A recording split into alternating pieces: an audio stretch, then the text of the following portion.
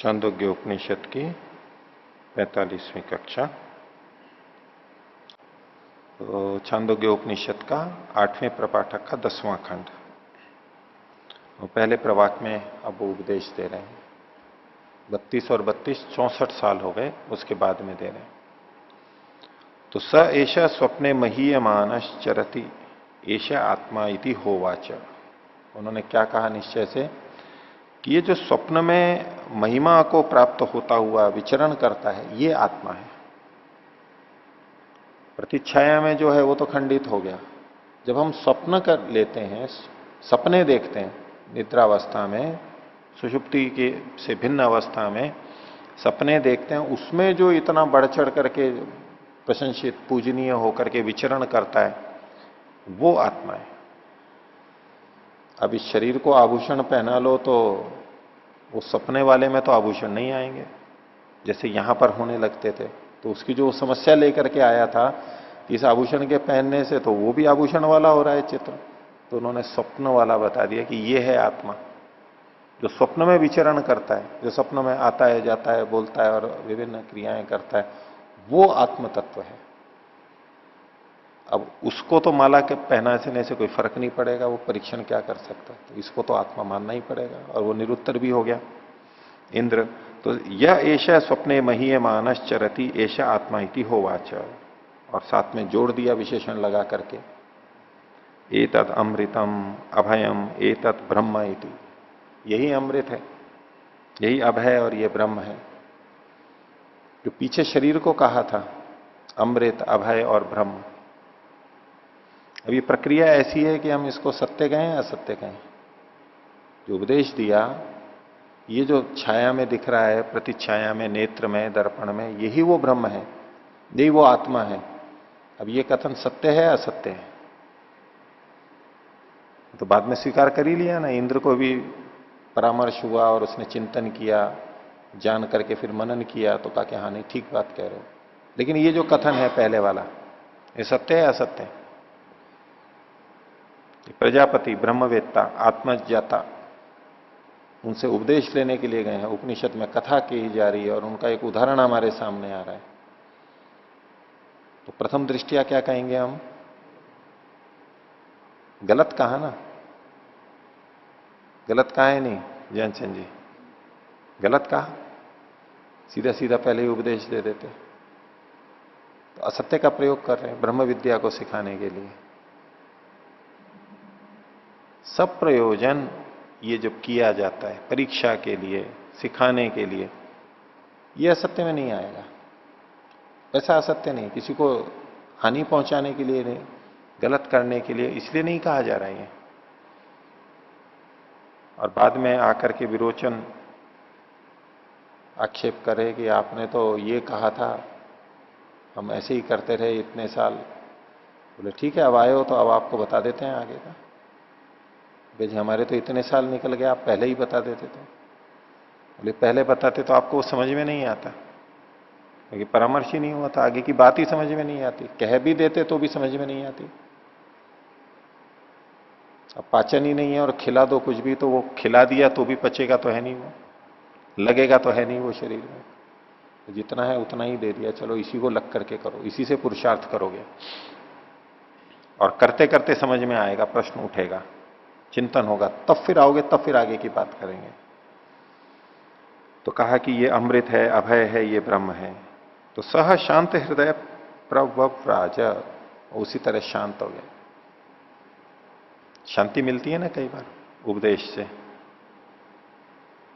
ग्रंथों को पढ़ने से, किसी स्थान पर किसी भजन को सुनने से, सुक्ति को सुनने से शांति मिलती है ना बड़ी। लगता है कि हाँ ये अंतिम शांति है। एक शांति तो वो प्राप्त कर चुका था पहले इंद्र, और उस शांति में दखल किसने दिया? शांति में दखल के शांत कौन हो गया था? मन शांत हो गया था ना, हृदय शांत हो गया था, उसको संतुष्ट। और दिक्कत किसने पैदा कर दी? बुद्धि ने पैदा कर दी। इसीलिए धर्म वहां से शुरू होता है जहां बुद्धि का काम बंद होता है।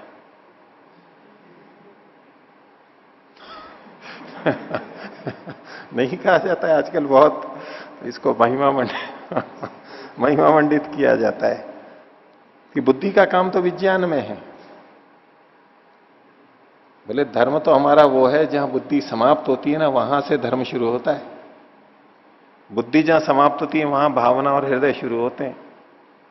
आप कितनी दौड़ लगा लो, आपसे तो ऊपर ही रहेंगे हम, विज्ञान कितना ही कर ले, विज्ञान जब समाप्त होगा तब अध्यात्म शुरू होगा। वो संदर्भ तो ये है उस तरह का कि जब विचार रुक जाएंगे, वृत्तियां रुकेंगी, तब वास्तविक अध्यात्म या समाधि शुरू होगी। उस स्तर पे ठीक है कि बुद्धि की जितनी चेष्टा है वो जो शांत हो जाती है, वो पर वैराग्य होता है। अपर वैराग्य भी, विवेक ख्याति भी चली जाती है, बुद्धि से भी वैराग्य हो जाता है।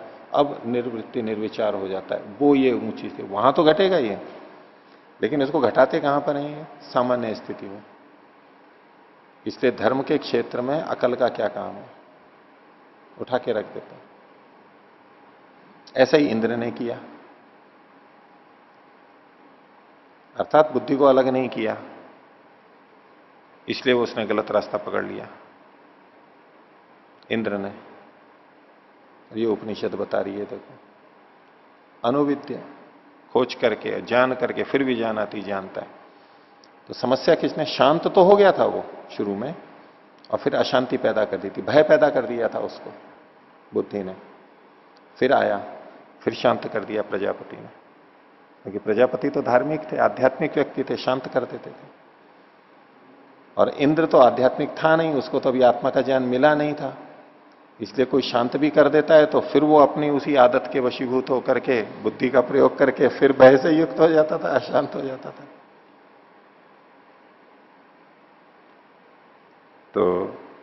तो सह शांत हृदय प्रव्राजा, शांत हृदय से तो चला गया, वहां से तो खिसक लिया और कोई उत्तर ही नहीं, कुछ प्रश्न नहीं। बोले हाँ, अब आभूषण वाला तर्क तो यहां घटेगा नहीं, दर्पण में उससे कोई फर्क नहीं पड़ रहा है।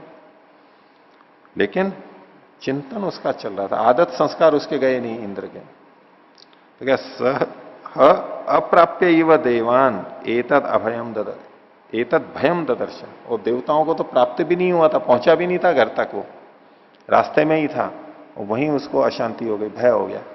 भय हुआ तो अशांति हो गई। पहले शांत था तो निर्भय था, कोई शंका नहीं, और फिर शंका पैदा हो गई उसको, भयम ददर्श। तो कहते तत् यद्यपि इदम शरीरम अंधम भवति अनंधा स भवति।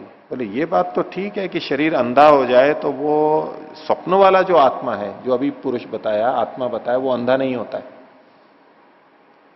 पहले किसी की आंख हो और फिर आंखें नष्ट हो जाएं, अंधा हो जाए, अब वो सपना देखेगा तो सपने में आंख वाला देख सकता है ना अपने को वो। तो शरीर के अंधा होने से तो वो तो अंधा नहीं हो रहा था, जबकि यहां दर्पण में क्या हो रहा था, जल में क्या हो रहा था, आभूषण से वो भी हो रहा था, और ये अंधा होता है, हाथ कटता है, तो वहां भी हाथ कट रहा था। तो बोले कि हाँ ये बात तो ठीक है कि यद्यपि ये अंधा हो जाता है तो भी स्वप्न वाला जो आत्मा है वो अंधा नहीं होता है। तो तत् यद्यपि इदम शरीरम अंधम भवति अनंधा स भवति यदि श्रामम अश्रामो, बहरा नहीं होता है, बहरा हो जाता है तो भी वो बहरा नहीं होता है। नहीं व एशो अस्य दोषेन दुष्यति, इसके दोष से, शरीर के दोष से वो दूषित नहीं होता है। अब भले यहां हाथ कट गया हो, लेकिन सपने में तो दोनों हाथ वाला अपने को देख सकता है, जरूरी नहीं कि हाथ कटा हुआ ही हो, दोनों हाथों का देख सकता है। तो यानी शरीर के साथ में उसका संबंध नहीं है, तो शरीर से भिन्न, और हमने यही सुन रखा है कि आत्मा शरीर से भिन्न है। तो बोले बात तो ठीक है, ये तो कुछ जम रही है, लेकिन और आगे कह रहे हैं न वधेना अस्य हन्यते, इस शरीर के वध से वो मरता नहीं है, शरीर का कोई घात हो तो उसका नहीं होता है। न अस्य श्राम्येन श्रामो, इसके बधिर होने से वो बधिर नहीं होता है। लेकिन होता क्या है, घ्रंथि तो एव एनम विच्छादयंती इव अप्रिय अप्रिय वेत्ता इव भवती। लेकिन बोले सपने में भी मारा तो जाता है इसको, इसके मरने से वो नहीं मरता, इसके कटने से वो नहीं कटता, लेकिन सपने में तो कट जाता है हाथ। जो सपने वाला जो आत्मा है उसका हाथ कट जाता है नहीं, दुर्घटना हो जाती है नहीं। तो बोले घ्नंती तो एव एनम, और विच्छादयंती, उसके पीछे पीछे भागते भी हैं, पीछा करते हैं लोग, भगा देते हैं उसको वहां से।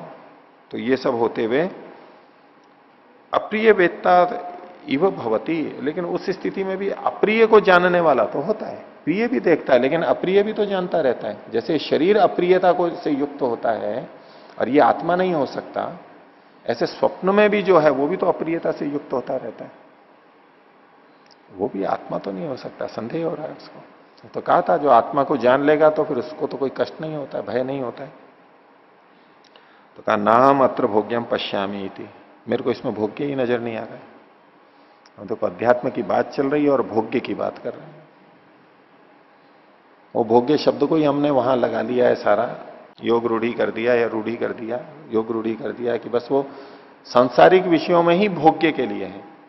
आध्यात्मिक विषयों में भोग्य शब्द का प्रयोग होते ही तो लगेगा जैसे क्या बोल दिया ये। अब इसमें कोई मैं अपनी उपयोगिता लाभ हित नहीं देख रहा हूं। नास्मिन भोग्यम पश्यामी, तो फिर वो आ गया, फिर वो तो ससमित पाणी पुनरे आया, फिर आ गया समित हाथ में लेकर के, क्योंकि उसको देवताओं को मुक्ति खाना है, ये खुद ही संतुष्ट नहीं है, जाके देवताओं को बताएगा क्या।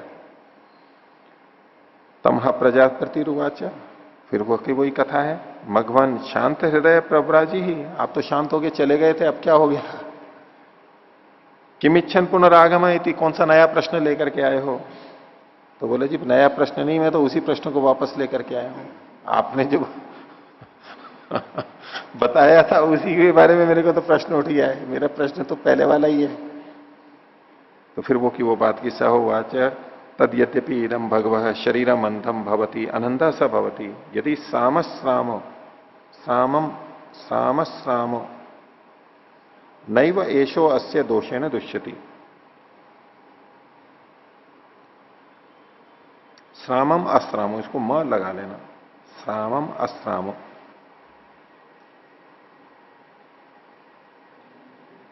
ठीक है ना, वो की वही बात है। फिर कहा न वधे न अस्य हन्यते न अस्य श्राम्य न सामो श्रामी श्रामो घ्नंती तो एव एनम विच्छादयंती एव अप्रिय वेत्ता इव भवती। और फिर आप कुछ नई बात और कह रहे हैं, अपि रोदती इव, और ये रोता हुआ भी है, वहां पर रोता है ये तो सपने के अंदर, जिसको आप आत्मा कह रहे हैं। तो नाम अत्र भोग्यम पश्यामी, यहां कोई मैं हितकारी चीज नहीं देखता हूं। तो उसके उत्तर में प्रजापति कहते हैं एवं एव एष मघवन इति, आपने ठीक कहा, ऐसा ही है वास्तव में, ठीक जगह पे पहुंच गए आप। इति होवाच, फिर कहा एतम तु एवते भूयो अनुव्याख्यास्यामि, इस विषय को तुम्हारे को फिर और बताऊंगा मैं, बाद में बताऊंगा। वस अपराणी द्वात्रिंशतम वर्षाणी थी, और 32 साल तक रहो। तो 64 और 32 96 वर्ष। सह अपराणी द्वात्रिंशतम वर्षाणी उवास तस्मय हुआ, वो 32 साल और रहेगा। अब इसकी विवेचना करने वाले तो दूसरे ढंग से भी विवेचना कर सकते हैं। तो प्रजापति की ख्याति तो हो गई थी, लेकिन समझ उसके भी नहीं आया था। तो उसने कहा क्या करें अब। बोले ठीक है 32 ब्रह्मचर्य का पालन करो, तपस्या करो, तब तक मैं जान लूंगा।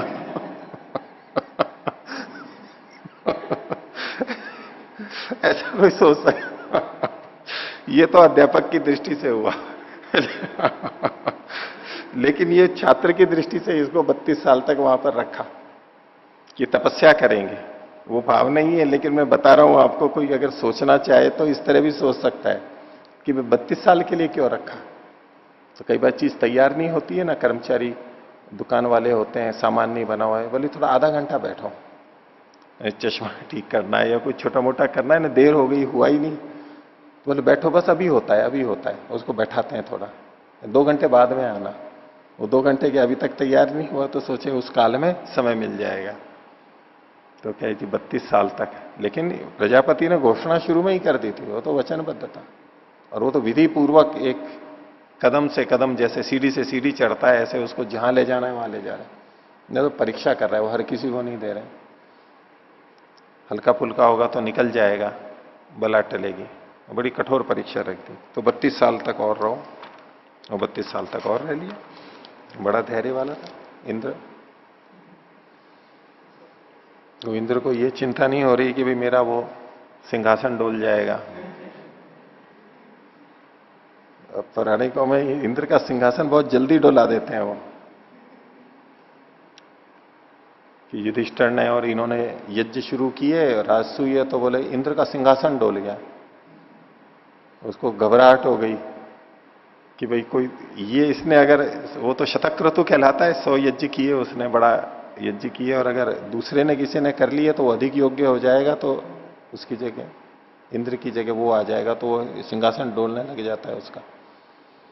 फिर इंद्र क्या करता है, आकर के उसके यज्ञ में विघ्न करता है। जो यज्ञ कर रहे थे ना, जो पौराणिकों का इंद्र है, उसका धैर्य नहीं है कि भाई ये योग्य है, कर रहे हैं तो चलो अच्छा है, मैं आया वैसे ये भी आ जाएंगे, मैं उतर जाऊंगा पद से। और वो क्या करता है, उनके यज्ञ में बाधा डालता है, यज्ञ में विघ्न पैदा करता है। ऐसी ऐसी कई कथाएं चलती हैं। अब लोग बाग सोचते हैं कि ये इंद्र है और ऐसा ऐसा कर रहा है, वो इन देवताओं में इतना द्वेष। बोले तो आजकल के मनुष्यों में भी होता है कि नीचे का कर्मचारी कुछ, या नीचे का कोई भी जो भी है अपने किसी भी क्रम में, राजनीति में कहीं भी, बोले वो कुछ करने लगे तो ऊपर वाले को गड़बड़ शुरू हो जाती है। और वो फिर कुछ ऐसा उपाय करता है कि नीचे वाला नीचे ही रहे, उठ नहीं पाए। जो दबी भी जाती हैं वो वहीं की वहीं रहे, वो ऊपर वाले सोचते हैं कि हम ही ऊपर बने रहे, और डोल जाता है, इसलिए वो उनको बढ़ने नहीं देते। एक सामान्य प्रवृत्ति है, द्वेष से युक्त है और अपने अहंकार से युक्त है, लोभ से युक्त है। लेकिन नहीं, इंद्र तो कमाल का है, उसको कोई चिंता ही नहीं है कि वहां कोई तख्ता पलट हो जाए तो हो जाए। ये तो अपने आत्मा को जानने के लिए 32 से 32, 32, 32 लिए चले जा रहे हैं। या तो उसको पक्का है कि कुछ नहीं होने वाला है, और नहीं तो हो भी जाए तो बोले ये मिल गया तो सारे लोग मिल जाएंगे। ये तो उस चीज को पाने के लिए है, उसके सारे लोग मिल जाएंगे, सारी कामनाएं पूरी हो जाएंगी, तो फिर उस पद से क्या है, देवलोक से क्या है। देवलोक तो एक ही लोक है, तो सारे लोग मिल जाएंगे। इतनी आशा से आया हुआ है, और इसलिए 32, 32 3 बार लगा चुका।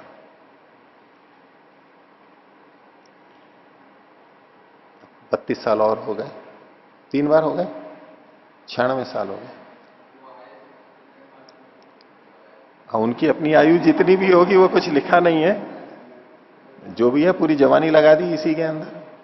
अब जितने मान लो 400 साल की आयु माने, अब वो भी इंद्र देवताओं के राजा बने हैं, तो पढ़े होंगे, सब किया होगा, योग्य बने होंगे, तो उसमें भी तो 48, 50 जितने भी साल हुए होंगे, तो उतने तो मान के ही चलो। तो अब तीसरा उपदेश फिर प्रारंभ होता है कि क्या है आत्मा। बहलाने का प्रयास कर रहे हैं। तद यत्र एतत् सुप्तः, और स्वप्न वाला तो हुआ नहीं, तो स्वप्न से भी गहरी चीज क्या है, सोए हुए के समय जो ये सुप्त, जो सो जाता है, सुप्त हुआ हुआ है, और समस्त हो जाता है। सोते हुए समस्त हो जाता है, पीछे आया था, सब ओर से एकत्रित हो जाता है। संप्रसन्न, बहुत प्रसन्न होता है वो। नींद में कोई दुखी होता है क्या, नहीं होता है। लेकिन सोते हुए व्यक्ति का चेहरा देखो तो दुखी तो होते हैं।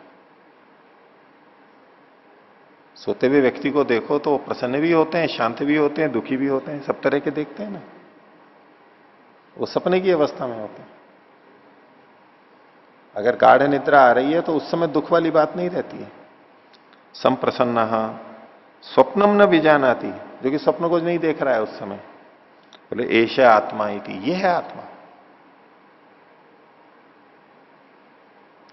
इतिहा उवाच एतद अमृतम अभयम एतद ब्रह्म इति, ये अमृत है, अभय है, और यही ब्रह्म है। तो सह शांत हृदय प्रभु राजा, फिर शांत हृदय हो गया। अब कुछ उत्तर ही नहीं मिल रहा है, क्योंकि जो पीछे आपत्ति की थी स्वप्न वाले आत्मा की, वो आत्मा इस पे लगा ही नहीं सकता। वो अब क्या करे, निरुत्तर। फिर शांत होकर के चल पड़ा। शांति की देखो कितनी महत्ता है, शांत रहने की कितनी महत्ता है। सह शांत हृदय प्रभव राजा, तो सह अप्राप्य व देवान एतद भयम ददर्श, लेकिन देवताओं को प्राप्त होने से पहले रास्ते में ही गड़बड़ शुरू हो गई। बुद्धि ने फिर अपनी टांग अड़ा दी, फिर दखल कर दिया, भय पैदा हो गया। नहम खलु अयम एवं संप्रति आत्मानम जानाति न अह खलु अयम एवं। बोले ये जो अवस्था है इस समय में, खलु अयम ये जो आत्मा है, संप्रति इस समय में आत्मानम जानाति अपने आप को जानता है। बोले ठीक है, संप्रसन्न है, शांत है और समस्त है, जो भी है, लेकिन वो उस समय अपने को जानता ही नहीं है, उसको अपना होश ही नहीं है। तो आत्मा तो चेतन है, उसको तो जानना चाहिए। अगर यही वो आत्मा है तो इसको अपने को तो जानना चाहिए। तो सोते समय अपने को जानता ही नहीं है, ये तो आत्मा नहीं हो सकता।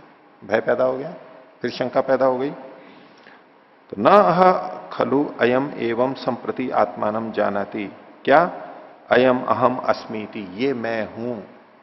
ये जो अनुभूति है ये मैं हूं, जैसे दिन में तो होती है लेकिन स्वप्नों में तो नहीं होती कि ये मैं हूं।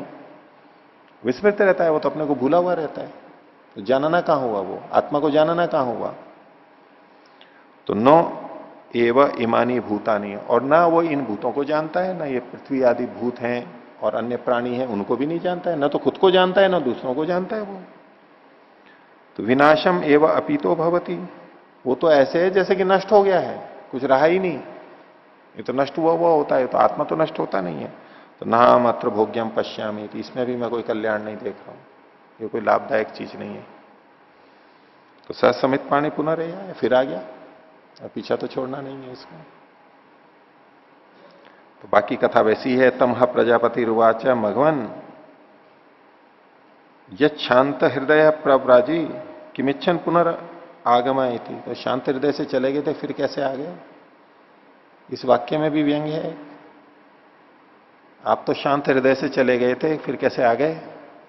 दुकानदार के पास ग्राहक सामान लेके चला जाए और फिर थोड़ी देर में वापस आ जाए तो दुकानदार का चेहरा देखो, दोबारा आ जाते हैं, पूरे कुछ ना कुछ गड़बड़ हो गई होगी।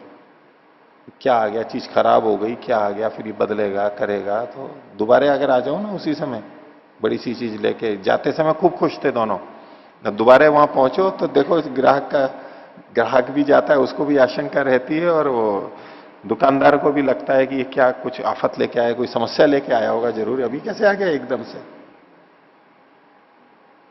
तो ऐसे में दुकानदार क्या बोलेगा, अभी तो आप सारा लेख करके देख करके गए थे, अभी क्या हो गया, कैसे आना हो गया।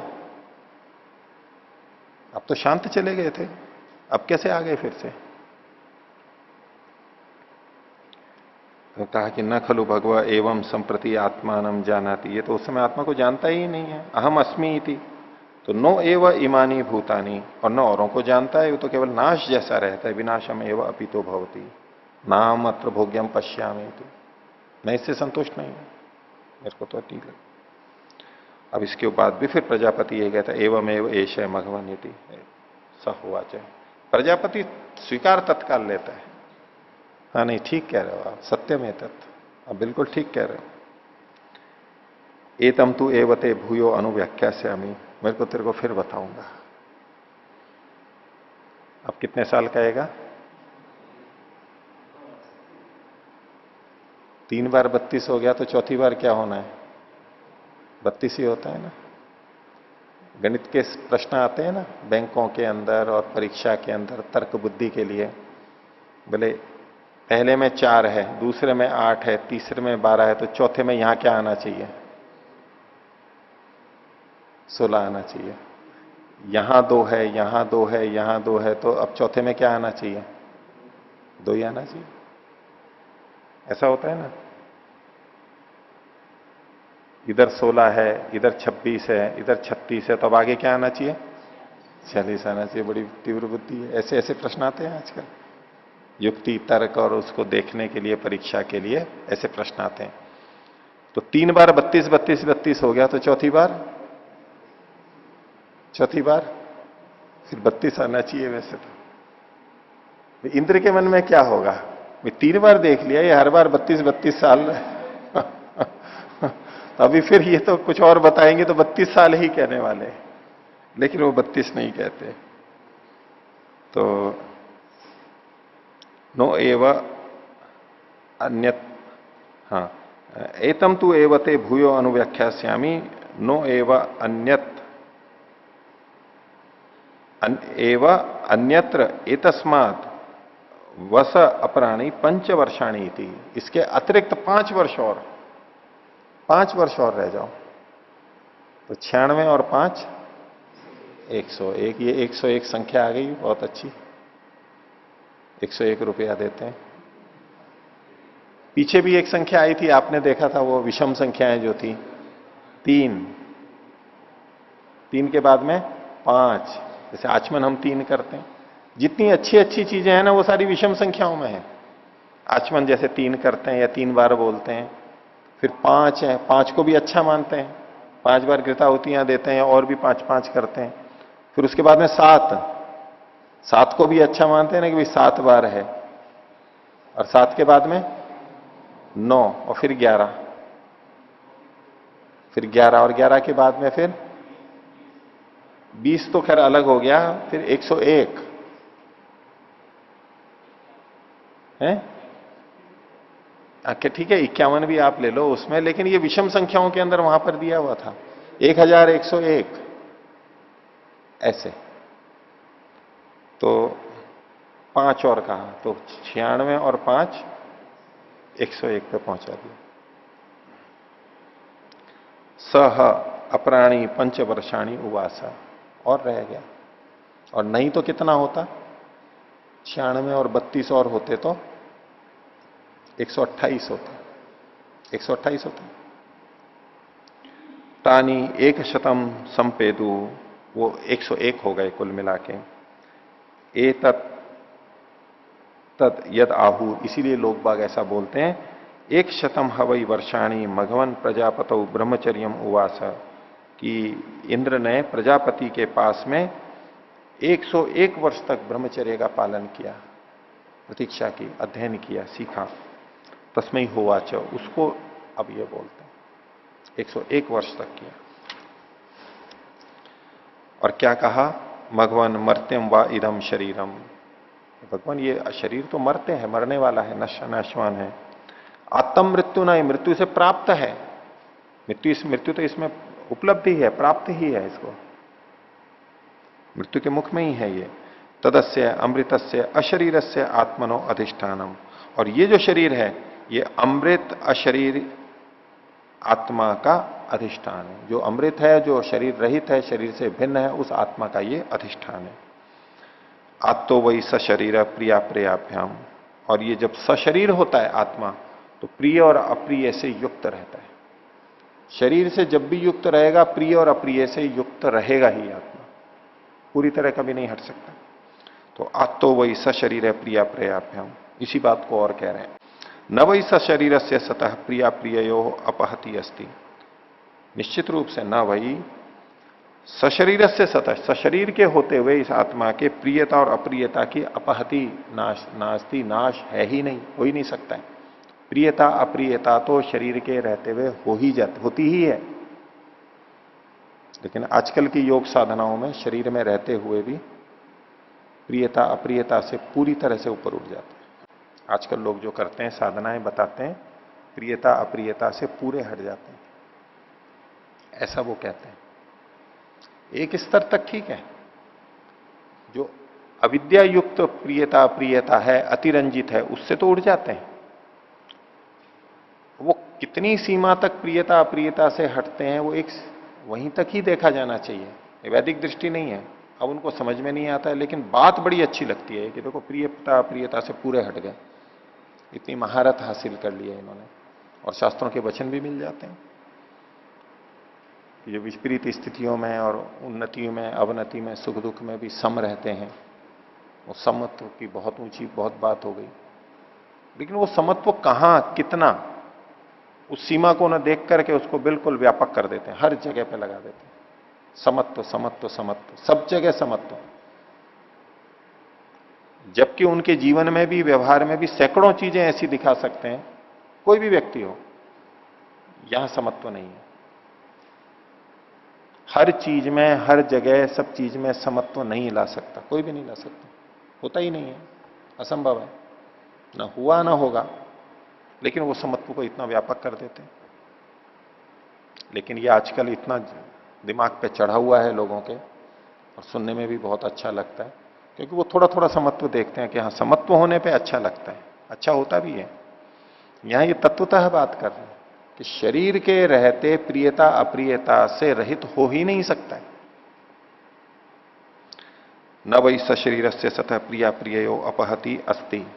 अब इसका विपरीत वाक्य बोल रहे हैं, यानी इसको दूसरे तरह से, इसी बात को, अशरीरम वावसंतम न प्रिया प्रिय स्पृशता। शरीर रहित होने पर ही प्रिय अप्रिय नहीं छूते। एकमात्र वही स्थिति है जब शरीर नहीं होगा तभी प्रियता अप्रियता नहीं रहेगी। ये पूरी पूरी प्रियता अप्रियता हटने की बात है, नहीं तो रहेगी।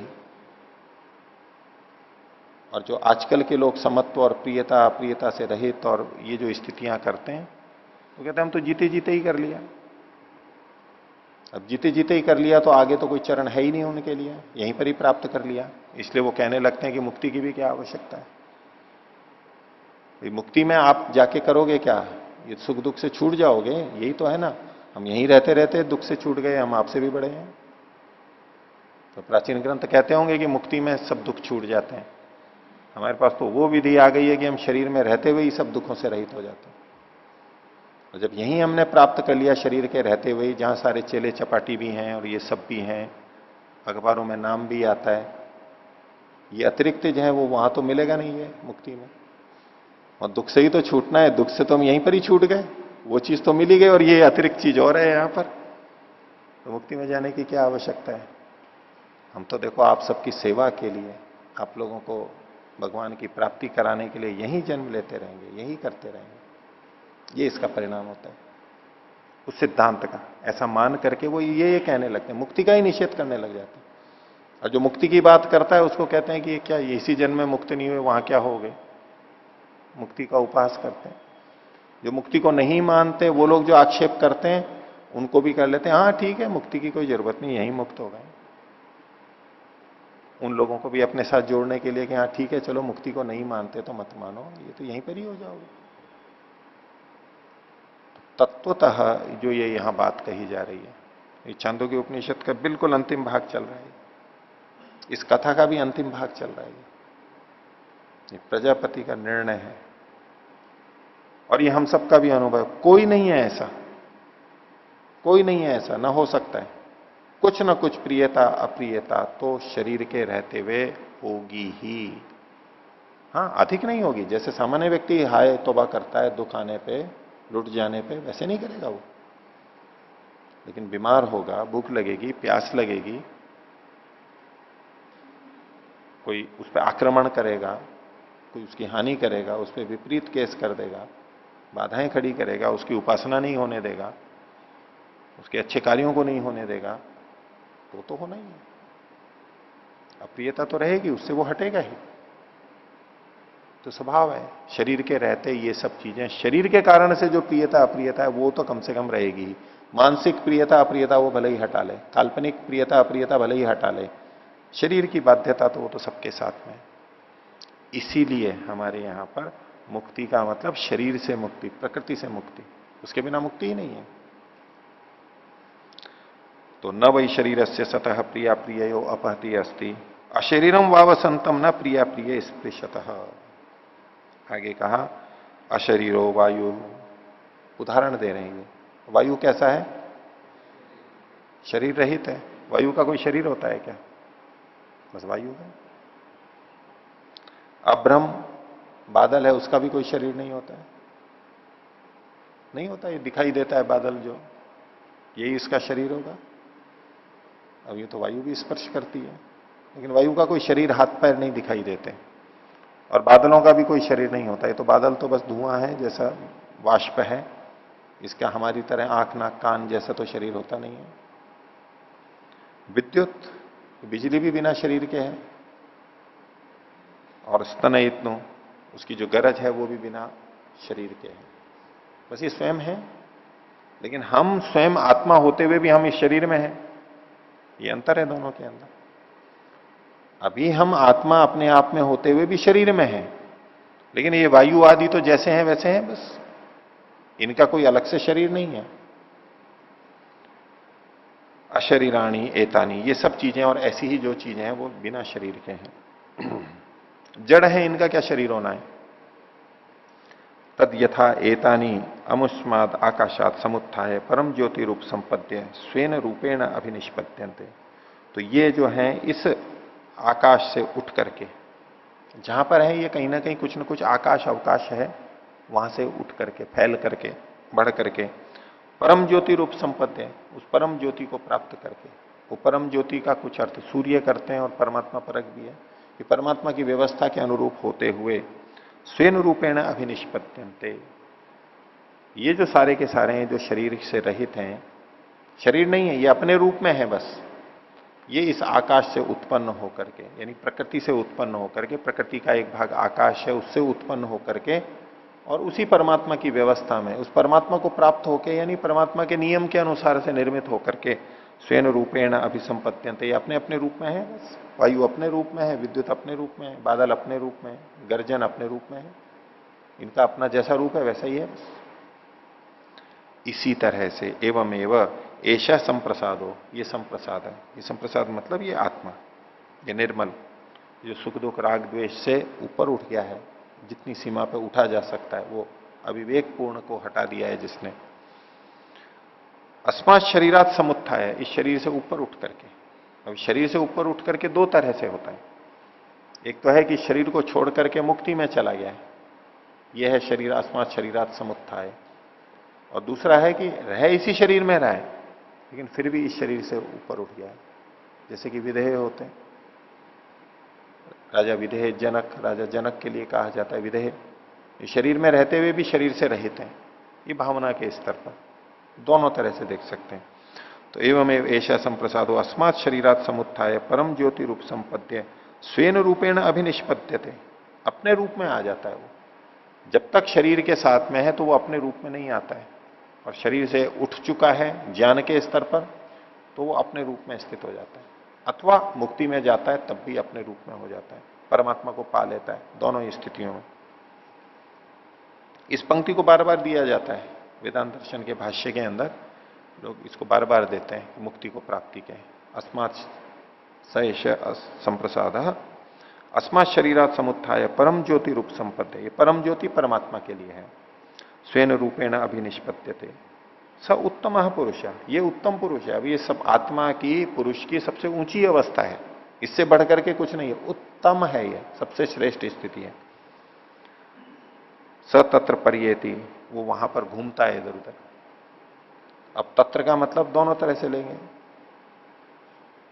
एक तत्र है मुक्ति में, इस शरीर को छोड़ के जब नितांत मुक्त हो गया है उस समय, और एक है कि शरीर में रहता हुआ ही शरीर से ऊपर उठ गया है, उस स्थिति में जीवन मुक्त हो गया है, ये समाधि लग गई है ज्यादा से ज्यादा, और नहीं तो जीवन मुक्त तो ले ही सकते हैं खूब अच्छी तरह से इन दोनों स्थितियों में, लेकिन विचारणीय बातें आगे जो लिखी हुई हैं।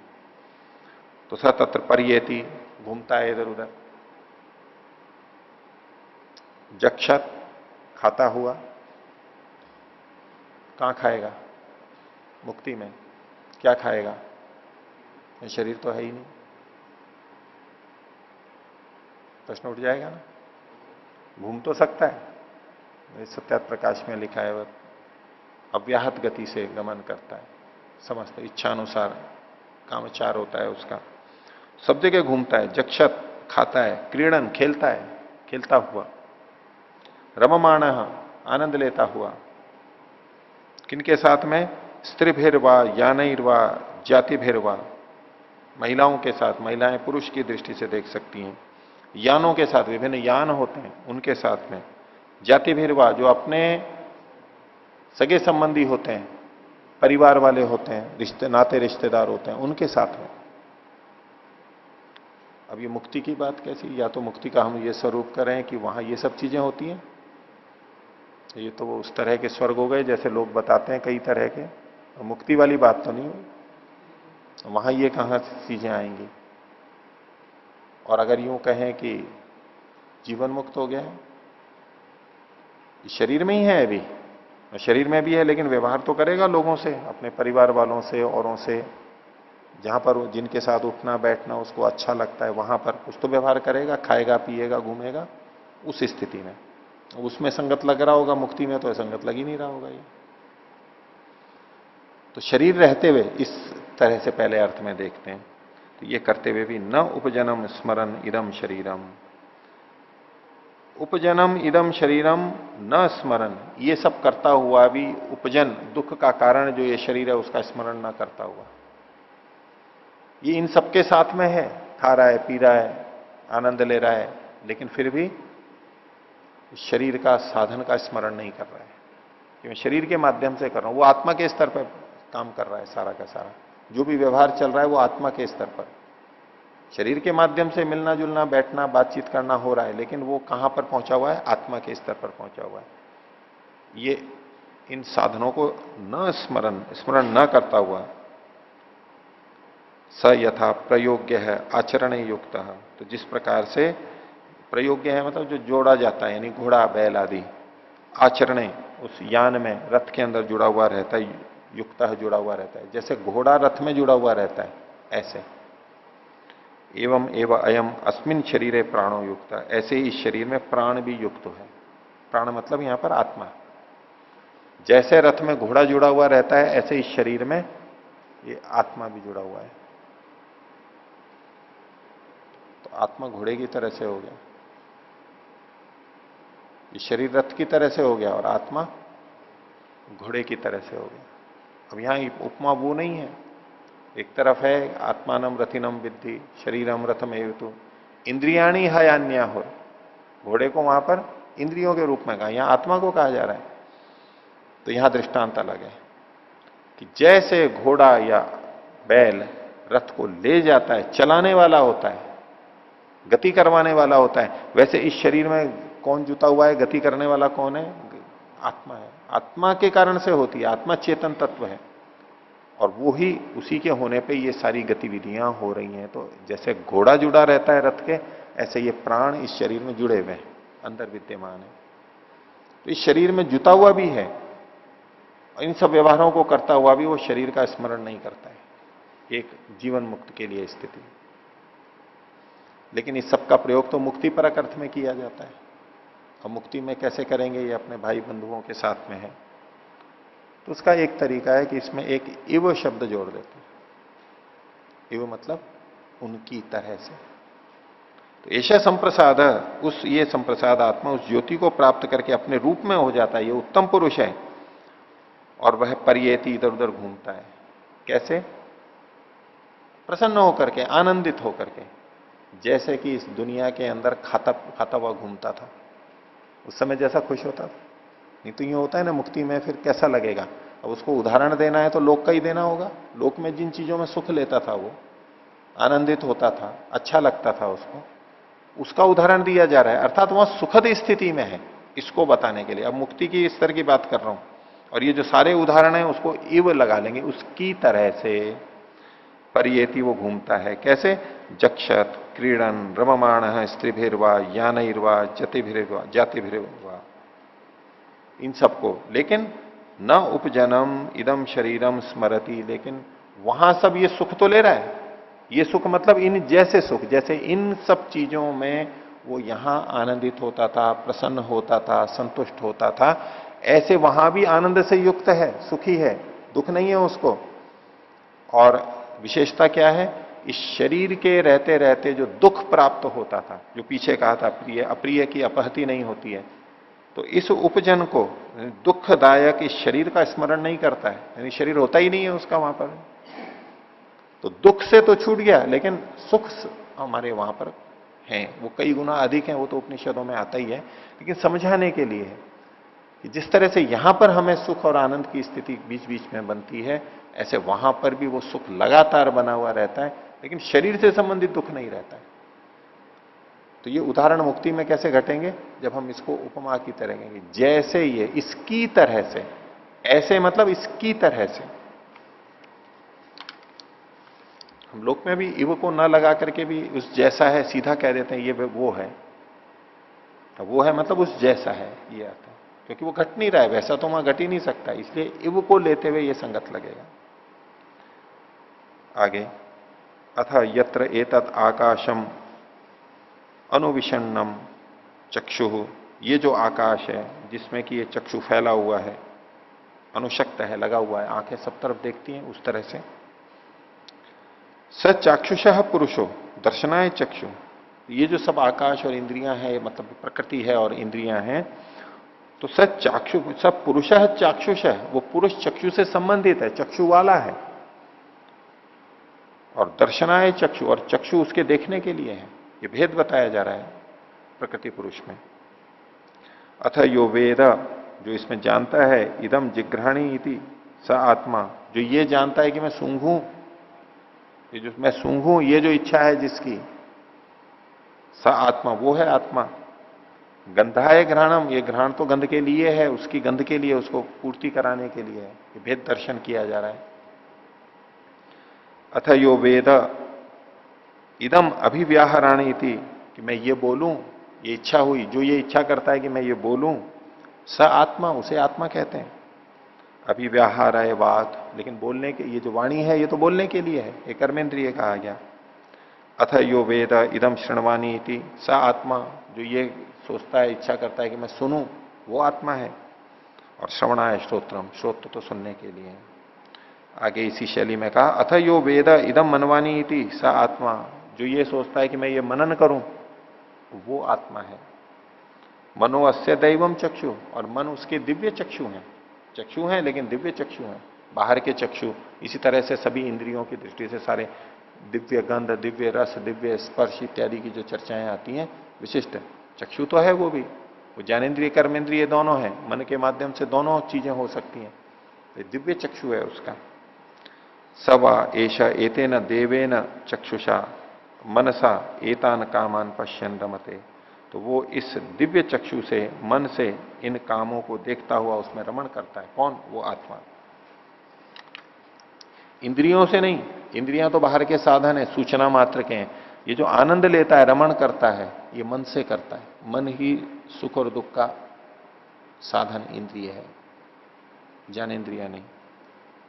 आगे, त एते ब्रह्मलोके, तो ये सब जो ये ब्रह्मलोक में है, तम व एतम देवा आत्मानम उपासते, उस ब्रह्म को, एते देवा, ये देव, ते देवा, ये जो ब्रह्मलोक में है ये देव, श्रेष्ठ लोग, उस आत्मानम उपासते, उस आत्मा की उपासना करते हैं। ये आत्मा का मतलब है परमात्मा, क्योंकि ब्रह्मलोक की बात आ गई। ब्रह्मलोक में उस आत्मा की उपासना करते हैं, परमात्मा की उपासना करते हैं, उसके सन्निधि में रहते हैं। तस्मात् तेषाम सर्वे च लोका आत्ता, इसलिए इस कारण से उनके सारे लोग प्राप्त हो जाते हैं, क्योंकि वो ब्रह्म की उपासना करते हैं, क्योंकि वो ब्रह्म को प्राप्त कर लेते हैं। तो ब्रह्म के अधीन तो सारे लोग हैं, तो इसके, इनके भी अधीन सारे लोग हो जाते हैं। इनकी यही तो इच्छा थी कि हमें सब लोगों की प्राप्ति हो जाए। तो दुनिया में रहते हुए तो सब लोगों की प्राप्ति होती नहीं है, तो इन सब लोगों का जो अधिष्ठाता है, स्वामी है, उसको प्राप्त कर लिया तो उसके सारे लोग भी उसको प्राप्त हो गए।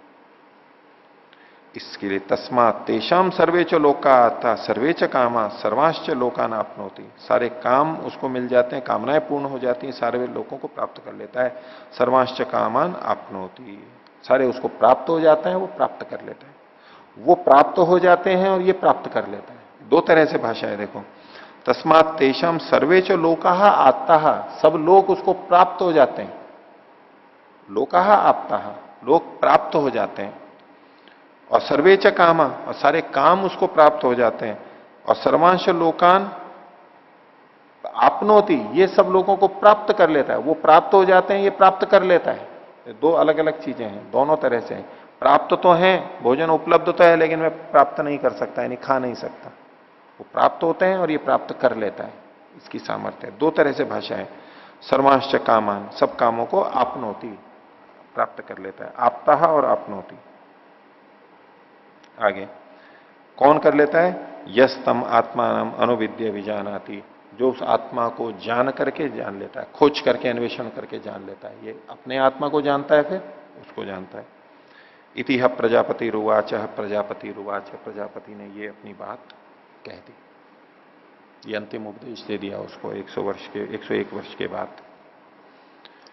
अब जो ये सब जान लेता है उसके मन में क्या बात होती है? तो आगे कहा 13वां खंड, श्यामा छबलम प्रपद्ये। बोले मैं श्याम से, श्याम मतलब काला, निकृष्ट योनियों से, शबलम थोड़ी सी अच्छी जो है, चितकबरी मनोरंजक जिसमें तरह तरह के रंग बिरंगी चीजें हैं, अच्छा लगता है, उसको प्राप्त होता हूं। तो तमोगुण से रजोगुण को प्राप्त होता हूं। बिल्कुल निकृष्ट दुखदायी स्थितियों से थोड़े अच्छी स्थिति में प्राप्त होता हूं, जहां तरह तरह के रंग हैं। जीवन रंगों से भरा होना चाहिए ना, विविध रंगों से भरा हुआ होता है तो जीवन अच्छा लगता है लोगों को, तो बोले उसको भी प्राप्त कर लेता हूं। और फिर शबला श्यामम प्रपद्य, उस रंगीन जीवनों से फिर तमोगुणी स्थितियों में भी आता हूं। एक ही जीवन में हो जाता है, जीवन बड़ा रंगीन लगने लगता है, रंग बिरंगा, और फिर एकदम काले में, अंधेरे में भी आ जाता है। तो अश्व इव रोमाणी विधूय पापम, जैसे घोड़ा अपने रोमों को कपकपा देता है, हिन आता है जब ये बालों को झाड़ देता है, धूल वूल निकल जाती है, ऐसे ऐसे पाप को हटा करके, क्योंकि उसने ये दर्शन कर लिया कि मैं श्याम से शबल और शबल से श्याम, इसी में चक्कर लगा रहा हूं और इसका कारण है मेरे पाप, मेरी अविद्या, तो अब इसको हटाना है मेरे को। तो घोड़ा कितनी देर लगाता है उसको हटाने में, बालों को झाड़ने में?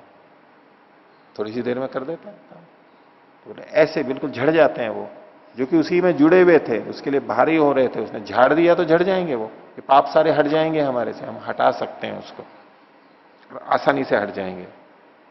एक उदाहरण। दूसरा कहा चंद्र इव राहोर मुखात प्रमुच्य, जैसे चंद्रमा राहु के मुख से छूट जाता है, राहु पकड़ लेता है ना उसको, चंद्रमा को ग्रसित कर लेता है, राहु केतु, राहु वो पृथ्वी को ले लेते हैं, भाई पृथ्वी की छाया उस पर पड़ती है तो चंद्रमा का निगल लेता है और वो अंधेरे में चला जाता है। तो जैसे वो उससे छूट करके निकल जाता है, ऐसे जैसे कि राहु के मुख से निकल के आ गया वो चंद्रमा, ऐसा उसको योगी को लगता है, साधक को लगता है। दूत्वा शरीरम, अपने शरीर को कपा करके, अकृतम कृतम आत्मा, कुछ ना करते हुए भी वो जैसे सब कुछ कर लिया है उसने, ऐसा लगता है। दुनिया की और कुछ चीजें नहीं की उसने, बड़ी बड़ी चीजें नहीं की, लेकिन फिर भी कृतात्मा है, जैसे कि सब कुछ कर लिया उसने, अंदर से ऐसा कर लिया उसने। ब्रह्मलोकम अभिसंभवामी, मैं ब्रह्मलोक को प्राप्त कर लूंगा, अभिसंभवामी थी, ब्रह्मलोक में हो जाऊंगा, ब्रह्म को मैं प्राप्त कर लूंगा, ऊंची स्थिति कही। आगे समापन की तरफ ले रहे हैं, आकाशो वही नाम नाम रूपयोर निर्वहिता, ये जो आकाश नाम की चीज है यही नाम और रूप का निर्वाह करता है। अब ये आकाश मतलब परमात्मा है, ये परमात्मा ही समस्त नाम और रूपों को बनाता है। ते यदंतरा तद ब्रह्म, और इसके नाम और रूप के अंदर जो भी कुछ है, ये जो हमें नाम और रूप दिखाई देता है वो ब्रह्म है। तद अमृतम, वह अमृत है। स आत्मा, वह आत्मा है, परमात्मा। प्रजापते समाम वेशम प्रपत्ते, मैं उस प्रजापति की सभा में, घर में प्रवेश कर जाऊं, प्राप्त कर लूं। यशो अहम भवामी, मैं यशरूप हो जाऊं। ब्राह्मणानाम यश, ब्राह्मणों का यश। राज्याम यश, क्षत्रियों का यश। और विषाम यश, वैश्यों का यश। ये जो सब जो भी अच्छे कार्य करते हैं वो अहम अनुप्रापत्सी, मैं उसको प्राप्त कर लूं। सह अहम यशसाम यश, मैं यशों का भी यश हो जाऊं, यशस्वियों में भी यशस्वी हो जाऊं। श्वेतम अदत्कम, अदत्कम श्वेतम, मैं श्वेत से, सफेद से, पीलेपन से, और अदत्कम जो बिना दांत वाला है, बिना दांत वाला होते हुए भी, अदत्कम श्वेतम, मैं उसको खाने वाला हो जाऊं, बिना दांत वाला हुआ भी होने भी खाने हो जाऊं। जैसे कि ये शरीर होते हुए हम विभिन्न भोगों को भोगते हैं, तो ये शरीर एक तरह से दांत है, साधन है, दंत साधन का है। तो इस शरीर के ना रहते हुए भी मैं उस समस्त आनंद का लेने वाला बन जाऊं। अभी तो यही प्रतीत होता है, बिना शरीर के हम सुख नहीं ले सकते, लेकिन मैं बिना इसके भी उसको प्राप्त करने वाला हो जाऊं। लिंदु मां अभिगाम, लिंदु मां अभिगाम, मैं इन विभिन्न शरीरों के अंदर न जाऊं, इन शरीरों के अंदर न जाऊं, इससे बचा जाऊं। तद्धि तद ब्रह्मा प्रजापते उवाच, तो ये जो कथा थी इसमें, तो बोले ब्रह्मा ने प्रजापति को बताया था, और प्रजापति मनवे, प्रजापति ने मनु को बताया, मनु प्रजाप्य, मनु ने अन्य प्रजाओं को बताया। आचार्य कुलात वेदम अधीत्य, तो ऐसे जो प्रजाएं हैं वो आचार्य के कुल से वेद को पढ़ करके, यथा विधानम गुरो कर्मातिशेषेण अभिसमावृत्य, जैसा कि विधान है वो गुरु का, आचार्य का, कुल का, वहां पर कर्मातिशेषेण, समस्त कर्मों को करता हुआ, कुछ छोड़ना छोड़ता हुआ, अभिसमावृत्य कुटुंबे, अपने घर में वापस लौट करके आता है। और शुचौ देशे शुद्ध स्थान में स्वाध्यायम अधियान, स्वाध्याय को करता हुआ, वेदादि शास्त्रों को पढ़ता हुआ, मोक्ष शास्त्रों का अध्ययन करता हुआ, धार्मिकान विदधत, धार्मिकों को बनाता है, अन्यों को भी धार्मिक बना देता है। और आत्मनि सर्वेंद्रियाणी प्रतिष्ठाप्य, तो ये खुद तो सीख करके आया है, अब दूसरों को भी सिखाता है। ये परोपकार का कार्य भी वो करेगा, ये आध्यात्मिक व्यक्ति। तो अपने को आत्मनि सर्वेंद्रियाणी प्रतिष्ठा है, अपने अंदर सब इंद्रियों को समावेशित करके, यानी संयमित करके, प्रत्याहार करके, अहिंसन सर्वभूतानी, और सब प्राणियों की हिंसा ना करता हुआ, किसी की भी नहीं हिंसा ना करता हुआ, लेकिन किनको, अन्यत्र तीर्थे पे, तीर्थों को छोड़ करके, तीर्थ यानी जो वेदादि शास्त्र हैं उसमें जो हिंसा बताई गई है उनको छोड़ करके, जो दुष्टों को नष्ट करना है वहां अहिंसा नहीं चलेगी। अहिंसा का पालन कर रहा है सब प्राणियों के प्रति, लेकिन अन्यत्र तीर्थे पे, तीर्थों में तो हिंसा करेगा ही वो। एक अहिंसा का वो योग दर्शन में आता है, जाति देश काल समयावन छिन्ना सार्वभौम महाव्रत के रूप में। तो कोई व्रत ले लेता है कि मैं तीर्थ में हिंसा नहीं करूंगा, तीर्थ स्थल होते हैं ना, बोले मैं मंगलवार को मांस नहीं खाऊंगा इत्यादि वो करते हैं। तीर्थ में नहीं, वैसे खाएंगे, तीर्थ स्थल में नहीं खाएंगे। कई जगह प्रतिबंध भी लगा देते हैं मांस का, लेकिन यहां उल्टी बात कही जा रही है कि सब प्राणियों के प्रति अहिंसा करूंगा लेकिन तीर्थ को छोड़ करके। इसका मतलब क्या होगा, तीर्थ में तो हिंसा करूंगा, बाकी जगह हिंसा नहीं करूंगा। अभी कैसी विचित्र बात है, उल्टी। इसका मतलब है कि वेद में जो हिंसा कही गई है, हिंसा मतलब दुष्टों को मारने की जो बात कही है, जिसको सामान्यतः हम हिंसा कह देते हैं, वास्तव में हिंसा नहीं है वो, उसको छोड़ करके, यानी वेद विहित जो उचित दंड किसी को देना है वो तो दूंगा, उसके अतिरिक्त अन्यायपूर्वक किसी को दुख नहीं दूंगा, अन्यायपूर्वक हिंसा नहीं करूंगा। यही तात्पर्य यहां पर हिंसा, हिंसा का सच्चा स्वरूप बताया। सखलु एवं पर्थयन, वो इस प्रकार से वर्तता हुआ, जीवन जीता हुआ, यावद आयुषम ब्रह्मलोकम अभिसंपद्यते, जितनी आयु है उतने समय तक के लिए ब्रह्मलोक को प्राप्त कर लेता है। यानी ब्रह्मलोक की भी आयु है, उसका भी समय है, निश्चित समय है। जो एक बार बार बात आती है ना कि वो लौट के नहीं आता है, लौट के नहीं आता है, हमेशा के लिए रह जाता है।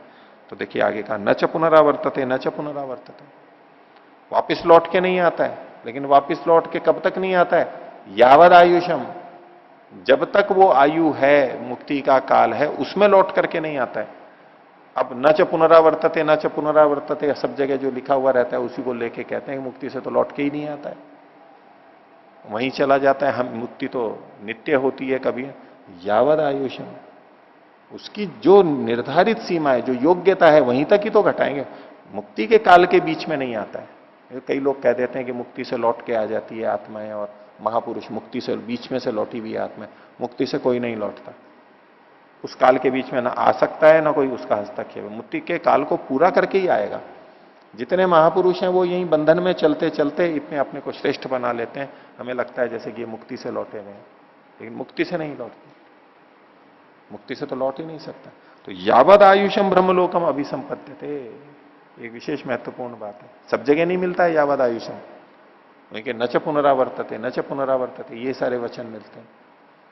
तो मुक्ति के काल में लौट करके नहीं आता है, ये इसकी संगति है। वैसे भी यही संगति लगाते हैं, और यहां तो वचन भी हमारे को प्राप्त हो रहा है। तो यह छांदोग्य उपनिषद समाप्त हो गया, मुक्ति तक पहुंचा दिया। कितनी परिचर्चा ब्रह्म की, और ये सब इंद्र विरोचन की बात हो गई।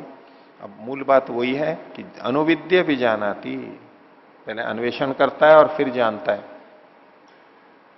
जो बुद्धि का दखल बार बार दे दे करके भय पैदा करेगा वो मुक्ति में जाएगा।